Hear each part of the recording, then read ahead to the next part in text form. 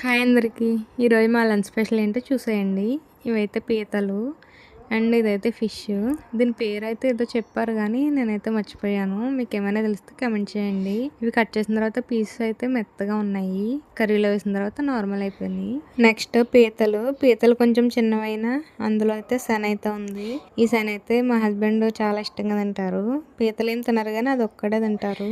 మీలో ఎంతమందికి ఇష్టమో కమెంట్ చేయండి. నేనైతే ఇప్పుడు తినలేదు. రెండు పులుసే చేశాను. ఒక స్టవ్ మీద ఒకటి, ఒక స్టవ్ మీద ఒకటి పెట్టేశాను. రెండు సేమ్ ప్రాసెస్. మసాలాలు అవి యాడ్ చేయము మేము.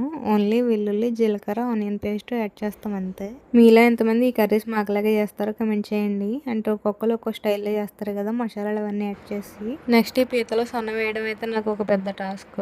ఎన్నిసార్లు వేసినా కలిసిపోద్ది. ఇది వేసానన్న సంగతి మర్చిపోయి నేను గట్టిగా తిప్పేయడం వల్ల అది మొత్తం కర్రీలో కలిసిపోద్ది. నాకైతే తర్వాత గుర్తొస్తుంది ఇది వేసాను కదా అని. ఎనీవే ఫిష్ కర్రీ మాత్రం చాలా బాగుంది. పీతలు అయితే కొంచెం చిన్నవి. వీడియో నచ్చితే లైక్